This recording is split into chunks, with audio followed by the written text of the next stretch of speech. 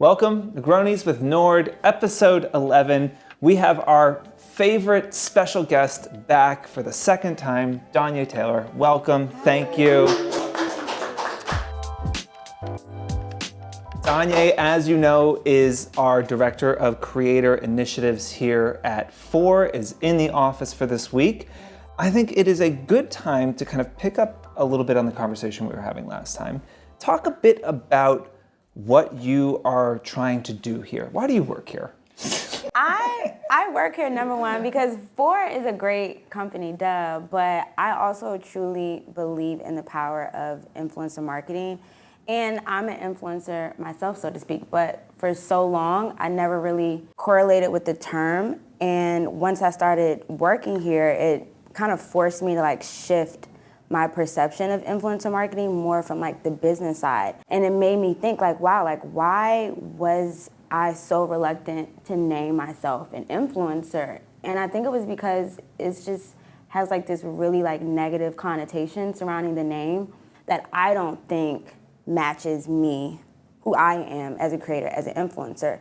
Then I was like, wait a second, it's probably so many other people that feel the same way I do. Mm-hmm.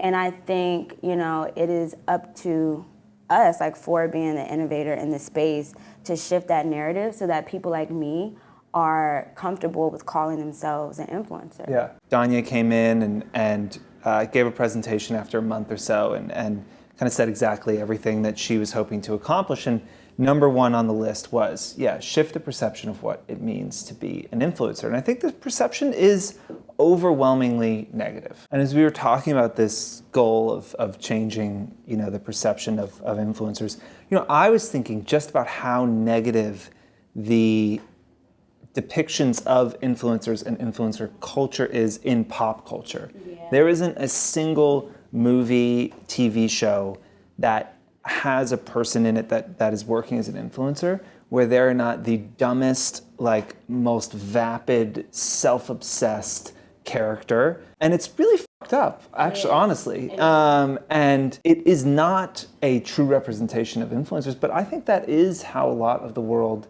sees them, as silly, non-serious people that take pictures of themselves all day and somehow get paid, right? Yes. And shallow.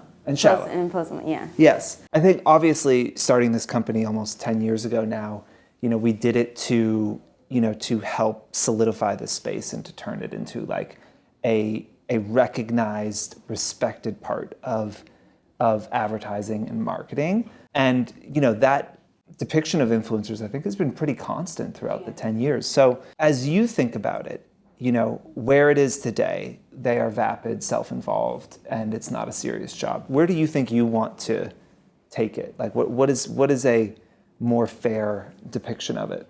I think that influencers are not just people that influence somebody to purchase a product. It's not directly correlated to a physical attribute. I think that's where it's at right now. I think influence is more related to, using your persuasion, the gift of persuasion to get somebody to take a positive action, whether that be to change their lifestyle, change how they think about themselves. I think that is really true influence, and I feel if you can do that, then all of the other shallow things would just fall underneath the umbrella. I don't think it's the opposite. And I think right now, it is the opposite. Mm-hmm. So, that's how I see it. I think that for influencers out there, it is interesting to think about in your own life the things that you have been influenced by that are bigger than buying a product, right? Mm-hmm. Because obviously that is, what much of the industry is built around. But, when you actually talk to people, you find that maybe they moved to a certain city because an influencer lived there and they kind of fell in love with the way it looked. They got out of a toxic relationship, they quit a job, they, whatever it might be, it can be you influenced me to go to this restaurant that looked cool, or it can be you influenced me to completely change the direction of my life. And I think I know something you want to focus more on is those bigger moments. You talked about, I know something that a lot of people sent notes about was something you mentioned the first time we had you here about how hard it can be to work on something creatively that you're not connected to. In that instance, for anyone, right, it can be really important to ask why you do it and center it in mission? Why do you, put all the time you do into creating content? So I grew up in Maryland. There were not like a lot of creative careers that I was exposed to, and it was really hard for me to just nail down like that one person that I wanted to be like as it related to my career, because I didn't really see it. I would see somebody and be like, they got it just a little bit, but not all the way. And I was like, okay, like I guess I kind of just got to do this on my own and figure it out.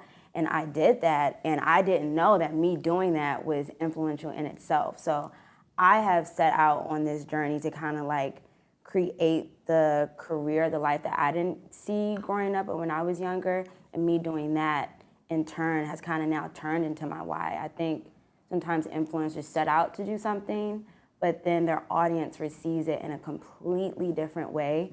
And I think that's where I'm at with my creative career. Like people, I get a lot of DMs where people say, wow, like I feel like this is where I want to go in my life. So I'm getting the DMs that I feel like I would have loved to send to somebody 10 years ago. And it's like when you get those DMs, you realize that, wow, like I'm actually influencing somebody's life, their lifestyle, their decisions, their choices, things like that. So over time, that has kind of turned into my why.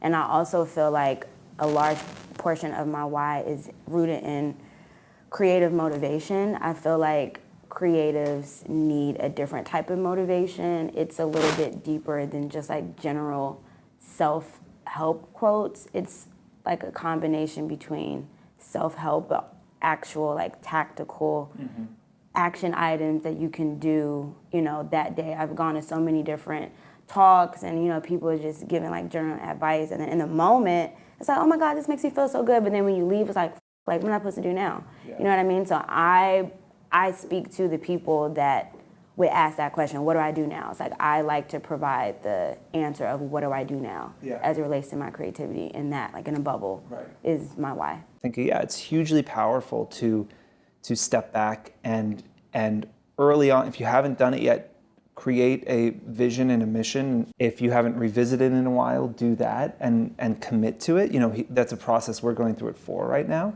And when you think about vision, it's kind of like, what do you want the world to look like? Like, if you achieved what you wanted, what happens? And then a mission is a bit more tactical. So like our vision is that influencer marketing is the #1 form of brand communication in the world. The way that we're going to do that is by, building tools and solutions that help transfer power and resources from platforms and, corporations to people, right? Because we believe that the future is in the individuals, and so we're going to create, again, either solutions or tech to do that. And so for an influencer, it can be really powerful to say that, like, okay, let's say you're a beauty influencer, and you say, like, my vision is I want everybody to feel more beautiful, and I'm going to do that by, creating easy beauty tutorials that take less than 5 minutes or something, right? Why am I doing this? If you feel like, God, my following's not growing, all of this, and if you can step back and say, no, I'm not doing this to get a big following. The bigger following helps because the bigger my following, the more people see my beauty tutorials, the more people can feel confident and beautiful. And so the following, gaining that following becomes less self-serving, right? For you, if you had 100,000 followers rather than your 30K or something that you have, then that would be 70,000 more people, 75,000 more people who might be inspired to start a business, who might be inspired to, to change the trajectory of their lives, right? And that's so much more powerful than if I get enough followers, I might get invited to the Chanel show. I feel like if people just set out to focus on like their mission, I feel like all of that stuff kind of comes with it. You know what I mean? Like I was not like this, like, oh, I'm going out to dinner here, dinner there, girl. But like naturally, people just started like wanting to invite me because they just want me at those places. But I don't create content to get invited to dinners or to do all of these things. I create content because I want people to know that they can be something on, like, not just on the internet, but in real life. Right. So the famous talk from Simon Sinek, I believe, called Start With Why. And he just talks about how every great company, had that core mission that didn't change, and that like it is that mission that creates the things that you want. You kind of talk to your audience about this and reiterate, this is what I'm trying to do, right? It's a different level of connection when you have a phone and you're like, hey guys, like today I'm gonna do this, yada, yada, yada, yada. Like that's a different level of connection. So I think that you were basically trying to say that like, that's something that I do, but I think that kind of goes into the transparency thing. Like I feel like that is what is like a common denominator of this next wave of influencers that we're trying to get people to perceive. It's not everything being super duper perfect. It's being transparent. Like, and I think that is what I have done on my social. And it was a journey. Like I used to think that doing that type of stuff was like corny. Right. And I just said, you know what, F it. Like this is what I like to do. This is how I communicate best. And it works really, really well for me. But I think it's because, like, it's just something different when you feel like you're getting talked to instead of like talked at. Yeah. And I feel like it's easier to do that on social media, especially when you are rooted in your why. Because now my audience feels like, okay, DonYe specifically talking to me. She relates to me. I love getting comments and DMs and emails saying, oh my God, I've never felt so seen. Like if I get that, then that's how I know that I have connected. And it's really hard to do that by just being super duper perfect all the time. To your point, yeah, I think talking to your audience about it, it holds you accountable. Your audience can hold you accountable towards that mission. The more people who are out there saying, this is, again, this is what I'm doing. It's not to go to these dinners. It's not these, the free trips and the clothes and the sponsored posts. It's this deeper thing that I'm going after. I think that's really important. Audience members, followers, people get used to hearing influencers talk about why they're doing this and have it be about more than I want to be famous, I want to be wealthy, I don't want to have an office job and want to make money doing this. So I think that's important. I think another part is influencers just understanding their place in advertising and marketing and how powerful they are. Recently, when the Biden White House briefed TikTokers on the war in Ukraine, I thought that was a huge moment for the space because, in years past, the White House has really focused on, or the government's kind of, I think, focused on fighting misinformation. And they go to, Zuck or, Jack Dorsey, and they get them in a room and they say, hey, we have to deal with this disinformation. Like, what are you going to do to fix this? And I thought what was interesting about what the Biden White House did was, I'm sure they did that, right? But they also said, well, let's get these 20 really powerful influencers and let's brief them. And let's get them on message. And let's get them to talk about what we want them to. And maybe let's give them some information that you can't get somewhere else, because we know a huge amount of people are getting their news from these people, right? And we can't pretend they don't exist. We're going to actually pull them in. I thought that was hugely powerful. And I think that, the more that happens and the more influencers understand how powerful they are in this space, the easier it will be, I think, to have more positive representations of influence in popular culture and to have people generally respect them more.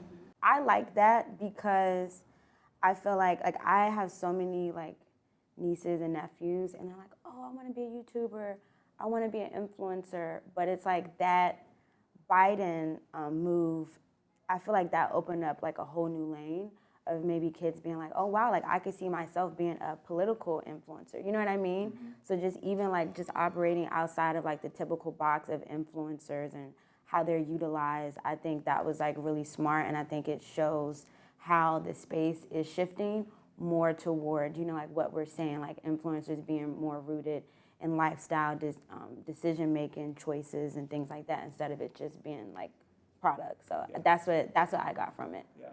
There basically needs to be another spokesperson, but for social channels, who is disseminating this information. And breaking it down into 60-second exactly. clips. And the White House should be out there having somebody be their like TikToker. You know, the more influencers are respected by institutions which people really respect. Well, I mean, again, that's also changing in this world, but I think the more they're brought in and treated like institutions, right? That like the fact that TikTokers are being briefed by the White House, the fact that Super Bowl commercials had influencers in them, right? Like it is changing that perception. So I feel like that's also like something that we will see being a powerful like force in changing this narrative. I definitely feel like more influencers should be a little more cognizant of how they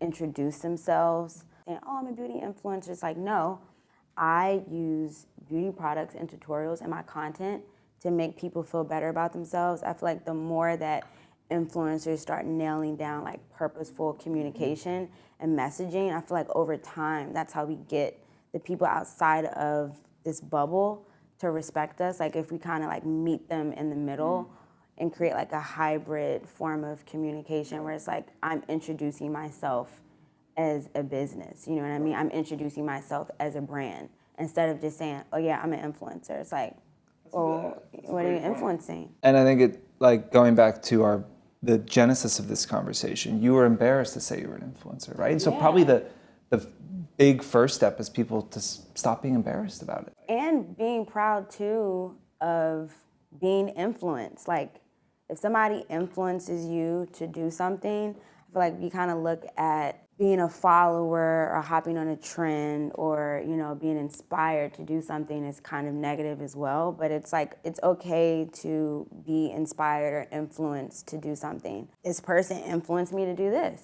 Yeah.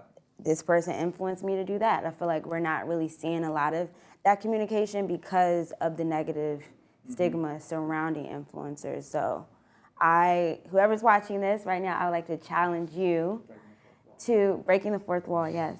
I would like to challenge you to write down 3 things that a person influenced you to do that was not related to buying a product.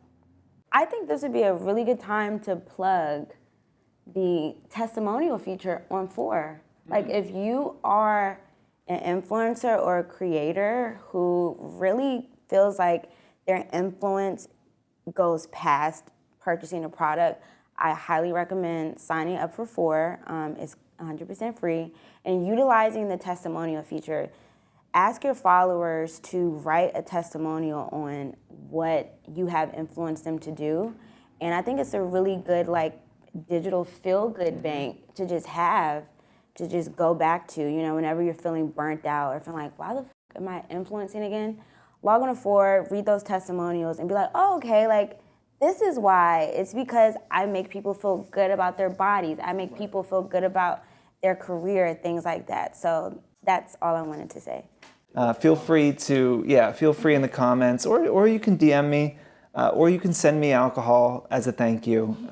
But always love to see that I'm appreciated. So I don't get a lot of positive reinforcement. You might think, but it's lonely being me, DonYe. Okay. I can imagine. Yep. Anyway, DonYe's on payroll, so she's going to be back here quite a bit. Next so month. Get used to it. I'll Exactly. Be back next month. Fantastic. All right. As always, we'll be here next week. Thank you. Any questions, throw them in the comments or DM us or whatever form of communication you want. We'll see you next week. You feel like you've had a big couple weeks of dinners. I mean, it's Women's History Month. Yes. I've never been... You're coming off Black History Month and Women's Black, History yes! Month. It's just like... yeah. And if like next month is like Nail Art April, you're going to be at dinner again for a month. Yes. But